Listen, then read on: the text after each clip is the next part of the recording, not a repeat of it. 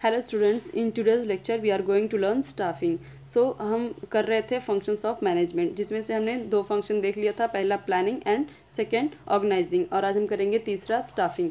तो प्लानिंग और ऑर्गेनाइजिंग वाला वीडियो अगर आपने नहीं देखा होगा तो इस वीडियो के नीचे डिस्क्रिप्शन बॉक्स में मैं उसका लिंक दे दूँगी, तो आप वहाँ से देख लेना। ओके, सो स्टाफिंग क्या है? Staffing also known human resource function. Okay, तो ये जो स्टाफिंग फंक्शन है उसे हम ह्यूमन रिसोर्स फंक्शन के नाम से भी जानते हैं, and it is related to man power. ठीक है, इसमें किसकी बात हो रही है? Staffing means what? जो स्टाफ रहते हैं, जो एम्प्लॉयज़ रहते हैं ऑर्गेनाइजेशन में, वही है स्टाफिंग। मतलब कि उनको मैनेज करना, उस मतलब स्टाफिंग मैनेजमेंट। ठीक है, तो यहाँ पे स्टाफ जो है, एम्प्लॉयज़ हैं, उनको मैनेज करना ही सारी एक्टिविटीज़ जो उनकी होती है, रिक्रूटिंग, सेलेक्टिंग, प्लेसिंग, जो भी हो, यहाँ पे स्टाफिंग में सब कुछ आता है। ठीक है, इस फंक्शन में आता है। मैन पावर से जो भी रिलेटेड चीज़ें हैं वो इसमें आती हैं इस फंक्शन में। So let's start. Staffing is the function of execution according to plan and organisational structure. Staffing क्या है? स्टाफिंग फंक्शन क्या है? इसमें जो प्लानिंग हुई रहती है ऑर्गेनाइजेशनल स्ट्रक्चर में, किसे किस तरीके से रखना है, कौन से पोस्ट पे कैसे इम्प्लीमेंट करना है, वही होता है स्टाफिंग। ओके, सो क्या प्लानिंग हुई है, क्या ऑर्गेनाइजिंग हुई है, किस बंदे को कहाँ पे रखना है, किस तरीके से पर्सन को इसमें रखना है, कैसे एम्प्लॉयज़ को हैंडल करना है, वो सारी चीज़ें यहाँ पे दी गई हैं। स्टाफिंग में ही ये सारी चीज़ें, सारी एक्टिविटीज़ आती हैं। It is the process of attracting, recruiting, selecting, placing, appraising, remunerating, developing and retaining the best workforce. इसका मतलब क्या है? ये किसकी प्रक्रिया है? ये प्रोसेस, जो स्टाफिंग का प्रोसेस, इसमें क्या होता है? पहले अट्रैक्ट किया जाता है। कैसे? ये बता के कि हमारे यहाँ वर्कर्स की कमी है, आप आइए, हमारे यहाँ भर्तियाँ चल रही हैं, आप आ सकते हैं, आपको ऐसी जॉब मिलेगी, अच्छी जॉब मिलेगी, ये सारी चीज़ें। वो कैसे होगा? एडवर्टाइजमेंट से होगा, आपको न्यूज़पेपर में एडवर्टाइजमेंट करके होगा। ठीक है, और जो भी होता है होर्डिंग लगाने से, या फिर यूँ कर सकते हैं जो पेम्पलेट बांटते हैं जॉब के, वो जगह जगह पे हम देखते हैं, रेलवेज़ वगैरह, प्लेटफॉर्म वगैरह पे चिपकाया रहता है, तो उससे होता है, जिससे कि लोग अट्रैक्ट होके आएँ। ठीक है, उसके बाद क्या होगा? यहाँ पे रिक्रूटिंग होगा। रिक्रूटिंग में पता है लोगों को, जब जो लोग आते हैं उनका सिलेक्शन, यहाँ पे इंटरव्यू वगैरह होगा कि कौन किस पोस्ट के लायक है। ठीक है, तो यहाँ पे रिक्रूटिंग होगी, इंटरव्यू होगा, वो सारी चीज़ें। उसके बाद उसमें से कौन किस पोस्ट के लायक है, किसको सेलेक्ट करना है, किसको नहीं सेलेक्ट करना है, वो चीज़ें यहाँ पे होंगी। उसके बाद उन्हें प्लेसमेंट दिया जाएगा कि कौन किस पोस्ट पे जाएगा, किसको किसके अंडर काम करना है, वो सारी चीज़ें।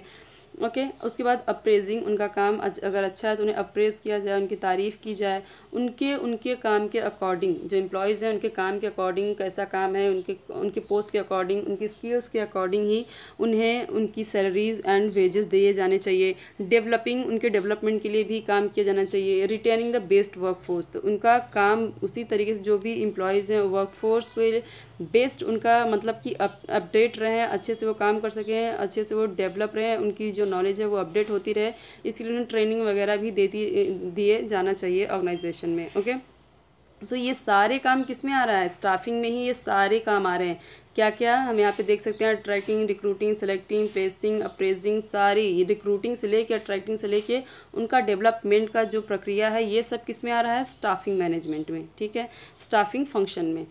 Overall growth and success of every venture is based on appropriateness of staffing function. तो ओवरऑल ग्रोथ मतलब कि जो भी वेंचर मीन्स व्हाट, जो भी ट्रेड है, जो बिजनेस है, उसका वो किस पे डिपेंड करता है? उसका जो ग्रोथ है, ओवरऑल ग्रोथ है, और उसका सक्सेस किस, हर बिजनेस का ग्रोथ एंड इट सक्सेस किस पे डिपेंड करता है? Appropriate of staffing function. अगर स्टाफ में लोग अच्छे से अपने तरीके से काम करेंगे, जो जिस पोस्ट के लायक है उससे प्रॉपर उस पोस्ट पे रहेगा, और वो अपने काम में एकदम एक्सपर्ट रहेगा, एकदम मतलब कि बहुत अच्छा निपुण रहेगा, तो वो इससे क्या होगा कि ज़्यादा से ज़्यादा वो बेस्ट देगा अपना, और इससे क्या होगा? जो कंपनी है, जो ऑर्गेनाइजेशन है, वो सक्सेसफुल होगी, और जो भी ग्रोथ है उसकी, जो डेवलपमेंट है, वो बढ़ेगा। Okay, it is very challenging for organisation to focus on best utilisation of workforce. तो हर ऑर्गेनाइजेशन के लिए बहुत ही चैलेंजिंग टास्क होता है कि जो उनके वर्कफोर्स हैं, मतलब कि जो एम्प्लॉयज़ हैं, उनका बेस्ट प्रॉपर यूटिलाइजेशन हो पाए, मतलब कि उन्हें उनका जो जो लोग हैं, जितने एम्प्लॉयज़ हैं, उनको प्रॉपर उन्हें कौन सा काम देना है, उनको कोई कौन से काम प्रॉपर तरीके से लेना है, मतलब कि बेस्ट यूटिलाइजेशन किस तरीके से हो एम्प्लॉयज़ का, वो अगर वो प्रॉपर कर रहे हैं तो ये बहुत ही अच्छा होता है ऑर्गेनाइजेशन के लिए। उनका टैलेंट, उनके जो भी एम्प्लॉयज़ हैं, जो उनकी स्किल्स है, अगर वो प्रॉपर उसे यूटिलाइज़ कर पा रहे हैं ऑर्गेनाइजेशन, तो ये बहुत अच्छा होता है। लेकिन ये बहुत चैलेंजिंग टास्क है। Okay, retaining them and arranging training and development programmes. तो यहाँ पे क्या होना चाहिए, उन्हें यहाँ पे ट्रेनिंग भी दी जानी चाहिए और डेवलपमेंट प्रोग्राम जो होता है, ताकि उनकी जो नॉलेज है वो अपडेट होती रहे आज के हिसाब से। जो आज के अगर कोई पर्सन कुछ नई मशीनरी आई तो उसको उसके बारे में उसे ट्रेनिंग दी जानी चाहिए। आज का जो मॉडर्न एज का जो बिज़नेस है उसके बारे में उन्हें डेवलपमेंट प्रोग्राम्स के थ्रू और ट्रेनिंग के थ्रू उन्हें अपडेट, उनके नॉलेज को अपडेट किया जाना चाहिए। इससे क्या होता है कि ऑर्गेनाइजेशन में वो अपना बेस्ट देंगे। ठीक है, उनका जो भी काम रहेगा वो उसमें बेस्ट देंगे। जो डिज़ाइनर है वो अपना बेस्ट देगा, जो सेल्स मैनेजर है वो अपना बेस्ट देगा। तो यहाँ पे वो लोग अपना बेस्ट दे सकते हैं ऑर्गेनाइजेशन में। ओके, तो ये ज़रूरी है करना कि ट्रेनिंग उन्हें टाइम टू टाइम दिए जानी चाहिए। ये नहीं कि आपने एक बार सेलेक्ट कर लिया, उसके बाद कभी उन्हें कुछ नया क्या हो रहा है, नया अपडेट क्या आ रहा है, उसके बारे में आप कभी नॉलेज नहीं दे रहे उन्हें। Okay, so the function emphasises managing human and not material और फाइनेंशियल रिसोर्सेज। तो ये जो स्टाफिंग फंक्शन है ये किस पे एम्फसाइज करता है, किस पे फोकस करता है, किस पे जोर दे रहा है? यहाँ पे मैनेजिंग ह्यूमन, यहाँ पे जो एम्प्लॉयज़ हैं उन्हें मैनेज करना, ये ह्यूमन मैनेजमेंट का ही काम है स्टाफिंग का। यहाँ पे मटेरियल और फाइनेंशियल रिसोर्स की बात ही नहीं होती है। ठीक है, ये जो स्टाफिंग फंक्शन है यहाँ पे सिर्फ और सिर्फ ह्यूमन की बात होती है। जो एम्प्लॉयज़ की एक्टिविटीज़ है उसे किस तरीके से रिक्रूट करना, रिक्रूट से लेकर डेवलपिंग तक उनके ये सारा जो एक्टिविटीज़ है, जो प्रोसेस है, ये सारी चीज़ें आती है आपका स्टाफिंग फंक्शन में। Okay, the need of staffing arises since the initial period of organisation. तो जब स्टाफिंग की जो ज़रूरत है, ठीक है, वो कब अराइज होती है? तो जब ऑर्गेनाइजेशन स्टार्ट ही हुआ है, नया नया इस्टेब्लिश हुआ है, तो यहाँ पे ज़रूरत होगी। कोई तो सेल्स मैनेजर बनेगा, कोई तो परचेस मैनेजर बनेगा, कोई तो मार्केटिंग मैनेजर बनेगा। तो हर कोई यहाँ पे जो वर्कर है उनकी भी यहाँ पे भर्ती होगी, वो भी यहाँ पे आएंगे। तो जब नया नया ऑर्गेनाइजेशन है तब ज़रूरत पड़ती है लोगों की। ड्यू टू प्रमोशन हो गया, अगर किसी बंदे का ये इसका प्रमोशन हो गया, ऊपर चला गया, मतलब ऊपर पोस्ट पे चला गया, अपर पोस्ट पे चला गया, हाई पोस्ट पे चला गया, तो इसकी जगह पे तो कोई आएगा। ठीक है, तो यहाँ पे क्या होता है, प्रमोशन हो रहा है। ठीक है, प्रमोशन पे भी जब प्रमोशन होता है तब भी रिक्रूटमेंट आता है। ट्रांसफ़र हो गया किसी का, ये बंदा अगर कहीं पर चला गया तो उसकी जगह तो कोई आएगा। बिजनेस एक्सपेंशन, जब आप बिज़नेस में ग्रोथ हो रही है, एक्सपेंड कर रहा है बिजनेस पर्सन जो है और बढ़ा रहा है बिजनेस पर्सन, और ज़्यादा वहाँ पे वर्कर चाहिए और ज़्यादा एम्प्लॉयज़ चाहिए। ओके, तब ज़रूरत होती है स्टाफिंग की। रिटायरमेंट जैसे जैसे लोग रिटायर होते हैं या रिज़ाइन करते हैं, तो या फिर कुछ एक्सीडेंट हो गया या फिर डेथ हो गई एम्प्लॉयज़ की, तो उसकी जगह पे तो नए लोग आएंगे। तो ऐसी जगहों पे ज़रूरत होती है स्टाफिंग की। ओके, ऐसी ऐसी जगहों पे कब रिटायरमेंट पे, रेजिग्नेशन पे, एक्सीडेंट पे, डेथ ऑफ एम्प्लॉयज़ की, प्रमोशन हो गया किसी का, ट्रांसफ़र हो गया, या बिज़नेस एक्सपेंड कर रहा है, बिज़नेस बढ़ा रहा है, तो फिर यहाँ पे एम्प्लॉयज़ की ज़रूरत होती है, स्टाफिंग की ज़रूरत होती है। ठीक है, etcetera. Vacancies are created in organisation. तो ऐसी जगहों पे वैकेंसीज क्रिएट होती है ऑर्गेनाइजेशन में, ऐसी जगहों पे ही वैकेंसीज आती है। कहाँ कहाँ हमने यहाँ पे देख लिया, यहाँ से लेके यहाँ तक आपको ये अब बात ध्यान में रखनी है कि कब कब ज़रूरत होती है, कब कब वैकेंसीज आती है। In this context, staffing function plays very important role in organization. Okay, so तो यहाँ पे हम देख सकते हैं स्टाफिंग फंक्शन बहुत ही इंपॉर्टेंट रोल प्ले करता है ऑर्गेनाइजेशन में। Right person at right job with right pay is the basic principle of staffing. तो बेसिक प्रिंसिपल ऑफ स्टाफिंग क्या है, मतलब मूल सिद्धांत क्या है स्टाफिंग का, कि राइट पर्सन होना चाहिए राइट जॉब के लिए, राइट पर्सन होना चाहिए और उसे राइट पे भी होना चाहिए। अगर वो जिस लायक है, जिसका जितना उसे मिलना चाहिए, उसका रेम्यूनरेशन, उसकी सैलरी, उसका वेजेस, उतना उसे मिलना चाहिए। ओके, सो यहाँ पे हम देख लेते हैं डेफिनेशन कुछ दिया है, 3 दिया है। ठीक है, तो फर्स्ट वन इज़ थियो हैमन। तो इन्होंने क्या बोला है, according to Theo Haimann the staffing function pertains to the recruitment, selection, development, training and compensation of subordinates managers. यहाँ पे इसका मतलब ये है स्टाफिंग फंक्शन क्या है, यहाँ पे रिक्रूटमेंट से रिलेटेड काम होता है। ओके, तो यहाँ पे किससे रिलेटेड काम होता है, रिक्रूटमेंट से, सिलेक्शन से, डेवलपमेंट से, ट्रेनिंग से, and compensation. Compensation means what, means कि रिटर्न देना, रिवॉर्ड देना, वो सारी चीज़ें एम्प्लॉयज़ को। तो यहाँ पे स्टाफिंग का मतलब इन्होंने ये बताया कि यही सारी चीज़ें होती हैं, ये इस फंक्शन में यही सारी होती है। रिक्रूटिंग होती है, रिक्रूटमेंट होती है, सिलेक्शन होता है, फिर डेवलपमेंट, ये सारा चीज़ मैंने आपको ऊपर समझा दिया है। ओके, जो मैनेजर्स हैं, जो सबॉर्डिनेट्स हैं, जो एम्प्लॉयज़ हैं, उनकी जो रिक्रूटमेंट, सिलेक्शन, डेवलपमेंट, ये सब का यही होता है। ठीक है, चाहे मैनेजर हो चाहे एम्प्लॉयज़ हो, सबके लिए रिक्रूटमेंट, सिलेक्शन, डेवलपमेंट का जो प्रोसीजर है वो एक ही है। Next one is Luther Gulick ने क्या दिया है, staffing is the whole personal function of bringing in and training the staff and maintaining favourable conditions of work. Staffing क्या है, होल पर्सनल, जितने भी एम्प्लॉयज़ हैं सबको लाना, ठीक है, उन्हें ट्रेनिंग देना, स्टाफ को मेंटेन करना, किसके फेवरेबल में, फेवरेबल मीन्स व्हाट, कि सुटेबल, सुटेबल किसके, कंडीशंस ऑफ वर्क, जो वर्क है, जो काम है, यहाँ पे जो ऑर्गेनाइजेशन में काम है उसके अकॉर्डिंग ही, उसके कंडीशन के अकॉर्डिंग जो काम है उसके कंडीशन के अकॉर्डिंग कैसा ट्रेनिंग चाहिए उन्हें, कैसा उन्हें स्टाफ चाहिए मेंटेन करने के लिए भी, ये सारी चीज़ें किस में आ रहा है, स्टाफिंग में।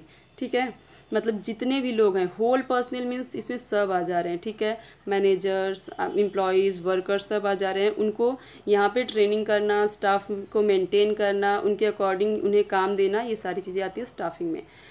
एस बेंजामिन ने क्या दिया है, staffing is the process involving in identifying, assessing, placing, evaluating and directing individual at work. Same thing जो यहाँ पे कही गई है, थोड़ा सा वर्डिंग आपको चेंज लगेगा। स्टाफिंग क्या है, एक प्रक्रिया है, प्रोसेस है, किस चीज़ की, इन्वॉल्व इन आइडेंटिफाई, पहले आइडेंटिफाई करना कि कौन किस काम के लिए बढ़िया पर्सन होगा। ठीक है, सेल्स मैनेजर के लिए कौन अच्छा होगा, उसके क्वालिफिकेशन के अकॉर्डिंग उसे चुनना, बाकी ऐसे सब मतलब सब पोस्ट के लिए उसे आइडेंटिफाई करना, कौन किस काम के लिए बढ़िया है, कौन किस काम के लिए नहीं अच्छा है। असेसिंग करना, उसे क्या आता है क्या नहीं आता है, असेसिंग मतलब आकलन करना, उसे इस फील्ड में कितनी जानकारी है, कितना नॉलेज है, उसे क्या आता है क्या नहीं आता है। फिर उसे प्लेस करना, प्लेसमेंट करना, ठीक है, उसे उसकी पोस्ट देना।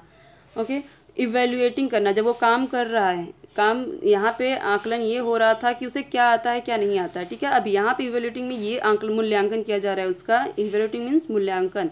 तो यहाँ पे ये मूल्यांकन किया जा रहा है कि वो काम को कितने अच्छे तरीके से कर पा रहा है, क्या किस चीज़ अच्छा कर पा रहा है और किस चीज़ में उसे प्रॉब्लम आ रही है। तो यहाँ पे इवेल्युएट करना। Okay, and directing individual at work, और जो भी पर्सन है, इंडिविजुअल मीन्स हर पर्सन का जो वर्क है उसे डायरेक्ट भी करना। अब जितने भी एम्प्लॉयज़ हैं उसके ऊपर तो एक मैनेजर होगा या एक लीडर होगा जो उसे डायरेक्ट करेगा। ओके, तो यहाँ पे स्टाफिंग का मतलब इन्होंने बताया आइडेंटिफाइंग। आपको ये इजी लगेगा मेरे ख्याल से, तो आप ये लर्न कर सकते हैं क्योंकि एक डेफिनेशन आपको लिखना ही लिखना है। ठीक है, हर जो भी आप देखेंगे, जो भी फंक्शन है उसमें आपको इसी तरीके से पहले आपको मीनिंग दिया रहेगा, फिर डेफिनेशन दिया रहेगा 2-3, उसके बाद इंपॉर्टेंस है। तो आपको एक मीनिंग याद कर लेना, ये ईजी है आई थिंक, तो आप ये याद कर सकते हैं, या इसमें से सब एक ही जैसा है, आप जो भी याद करेंगे आपके लिए अच्छा ही है। आज हम यहीं तक रहने देते हैं, उसके बाद हम नेक्स्ट देखेंगे इंपॉर्टेंस ऑफ स्टाफिंग। तो मैं आपको यहाँ पे शॉर्टकट बता देती हूँ इंपॉर्टेंस का कैसे होगा, क्योंकि 10 पॉइंट है तो आपका ये थोड़ा लंबा हो जाएगा। तो मैं आपको पहले ही बता देती हूँ कि इसको शॉर्टकट में याद कैसे करना है, फिर एक्सप्लेन मैं आपको नेक्स्ट वीडियो में करूँगी। ओके, नेक्स्ट वीडियो में आपको बताऊँगी इंपॉर्टेंस ऑफ स्टाफिंग। आपको है यहाँ पे जो मेन इंपॉर्टेंट पॉइंट है ना वो लर्न करना है। जैसे कि यहाँ पे देखिए इफेक्टिव, तो आप खुद से लगा सकते हैं कि यहाँ पे इफेक्टिव होगा मैनेजरियल फंक्शन के लिए। तो यहाँ पे मैनेजरियल का आपको एम लर्न करना है, एंड यूटिलाइजेशन का यू, एंड बिल्ड्स कॉर्डियल का रिलेशनशिप। तो मैं आपको बता देती हूँ शॉर्टकट कैसे लर्न करना है। सी, जब हम मिले, आपने एक मूवी देखा होगा जब वी मेट, ऐसा कुछ है। तो जब वी का तो यहाँ पे हो गया हम, जब हम मिले। तो यहाँ पे देखिए यू है, यहाँ पे ए होना चाहिए, लेकिन यहाँ पे आपको लर्न करना है तो इसलिए आप यू भी लगा सकते हैं। जैसे यहाँ पे हम के लिए एच यू है, यहाँ पे आप जब के लिए जे यू भी याद कर सकते हैं। अब इसे कैसे लर्न करना है वो मैं आपको बताती हूँ। ठीक है, जब का आप देख सकते हैं एकदम लास्ट में है जॉब सेटिस्फैक्शन। ओके, यहाँ पे 9 पॉइंट, जॉब का आप ले लीजिए जे, ठीक है, जे यू बी बोला मैंने ना। तो फिर यू के लिए आप यहाँ पे यूटिलाइजेशन का ले सकते हैं यू। ओके, जब, ओके, बिल्ड यहाँ पे ब का बिल्ड, ठीक है, जब बी का बिल्ड यहाँ पे जब हम। ओके, एच यू एम, हम का आप देख सकते हैं ह्यूमन रिसोर्सेज है, तो ह्यूमन का एच, एंड ह्यूमन यू का use of technology and other resources. तो यहाँ पे आप एच यू, एंड एम का यहाँ पे मैनेजरियल, ठीक है, मैनेजरियल का एम। तो ये हो गया जब हम, एंड मिले का मैं आपको बता देती हूँ। मिले का आप देख सकते हैं ऐसे होगा, मेंटेन का M, नीचे आपको दिख रहा है 10 नंबर 10 पॉइंट, तो यहाँ पे मिले का M एंड I का इम्प्रूव एफिशिएंसी, यहाँ पे improve and L long term and E मिले, ठीक है, मिले हो गए आपका यहाँ पे। ओके, सो यहाँ पे आप लर्न कर सकते हैं जब हम मिले, JUB आपको रखना है यहाँ पे, JAB नहीं, तो जब हम मिले। ओके, और दूसरा इन्हीं पॉइंट्स को, जैसे मैंने आपको बताया मैनेजरियल को लेके, इफेक्टिव को, मतलब यही मेन पॉइंट जो है इन्हीं को लेके। ओके, जो पॉइंट मैंने बताया जैसे जैसे उसी को लेके आप इस तरीके से लिख सकते हैं। भूमि पे जुल्म, जैसे हमें पता है भूमि मतलब धरती, तो भूमि और जुल्म, यही जो पॉइंट मैंने बताया सेम वही पॉइंट जाएगा भूमि जुल्म। ठीक है, तो भूमि पे कितनी जुल्म हो रहे हैं हमें पता है, उसके पेड़ कट रहे हैं, जो भी है, वाटर पोल्यूट हो रहे हैं, जो भी। तो यहाँ पे आप ये भी याद कर सकते हैं आप, जो आपको इजी लगे, या फिर आपको और कोई अगर आपको इजी लगे तो आप इम्पोर्टेंस के लिए, क्योंकि 10 पॉइंट है तो लर्न करना थोड़ा प्रॉब्लम आएगा, तो आप इस तरीके से निमोनिक बना के, शॉर्ट फॉर्म बना के आप लर्न कर सकते हैं अच्छे से। तो अगर आपको जो भी लगे दो में से सही, आप वो लर्न कर सकते हैं, या फिर जो आपको सही लगे आप बना के खुद कर सकते हैं। तो नेक्स्ट वीडियो में हम देखेंगे इम्पॉर्टेंस ऑफ स्टाफिंग। तो अगर आपको कोई भी यहाँ पे डाउट रहे तो आप कमेंट सेक्शन में ज़रूर पूछ सकते हैं। Thank you.